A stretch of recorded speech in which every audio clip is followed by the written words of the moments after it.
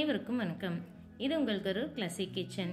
இன்னைக்கு நம்ம பார்க்க போகிறது மதுரை ஸ்டைல் மட்டன் சுக்கா ரெசிபி. வாங்க எப்படி செய்யலாங்கிறத பார்க்கலாம்.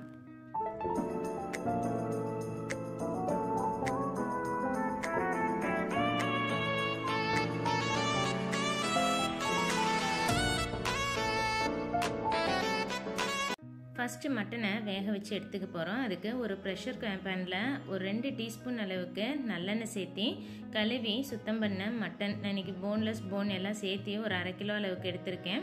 அது கூடவே ஒரு 1/4 டீஸ்பூன் அளவுக்கு மஞ்சள் தூளும் கொஞ்சமாக மட்டனுக்கு தேவையான அளவுக்கு உப்பு மட்டும் சேர்த்தி நல்லா மஞ்சள் தூளும் உப்பும் எல்லா பக்கமும் வர்ற மாதிரி பிரட்டி விட்டுக்கோங்க.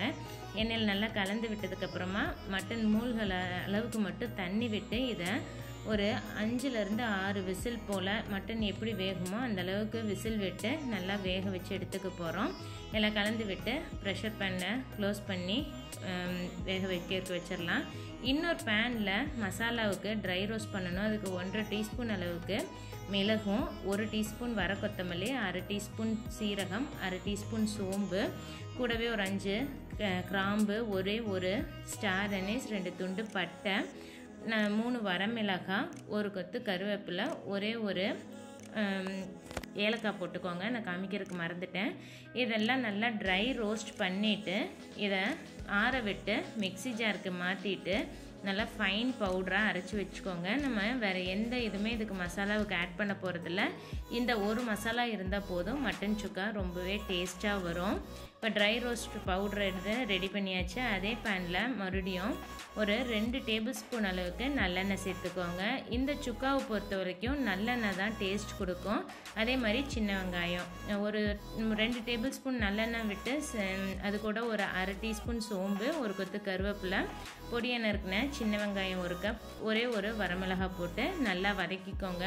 இதோட பச்சை வாசனை எல்லாம் போனதுக்கப்புறமா 2 டேபிள் ஸ்பூன் அளவுக்கு இஞ்சி பூண்டு, 2 டீஸ்பூன் அளவுக்கு இஞ்சி பூண்டு பேஸ்ட் ஆட் பண்ணி நல்லா கலந்து விட்டுக்கோங்க.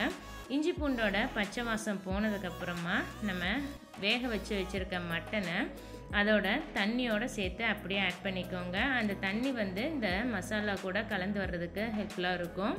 இப்போ எல்லாமே ஆட் பண்ணியாச்சு.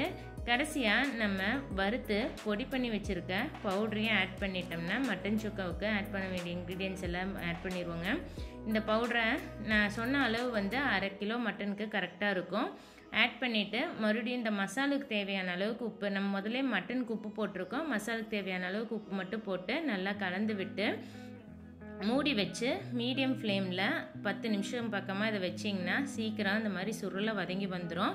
காரத்துக்கு 3 வரமிளகாயும் மிளகும் போட்டிருக்கோம். நமக்கு அந்த காரமே போதும். சப்போஸ் உங்களுக்கு காரம் பத்தலைன்னா மிளகுத்தூள் மறுபடியும் கூட ஆட் பண்ணிக்கலாம்.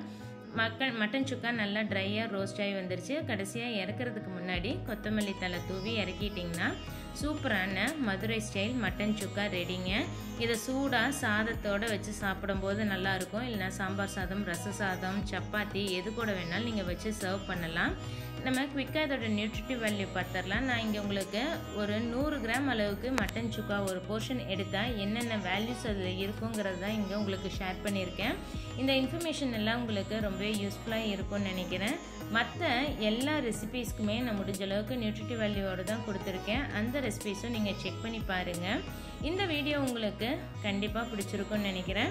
இந்த வீடியோ உங்களுக்கு பிடிச்சிருந்ததுன்னா லைக் பண்ணிவிட்டு உங்கள் ஃப்ரெண்ட்ஸ் கூடயும் மறக்காமல் ஷேர் பண்ணிக்கோங்க. உங்களோட வேல்யூபிள் கமெண்ட்ஸை போஸ்ட் பண்ணுங்கள். இது வரைக்கும் எங்கள் சேனலுக்கு சப்ஸ்கிரைப் பண்ணலைன்னா சப்ஸ்கிரைப் பண்ணிவிட்டு பெல் ஐக்கான் கிளிக் பண்ணி ஆளுங்கிற ஆப்ஷன் செலக்ட் பண்ணி வச்சுக்கோங்க. எந்த ஒரு வீடியோவும் மிஸ் பண்ணாமல் பார்க்கலாம். தேங்க்ஸ் ஃபார் வாட்சிங்.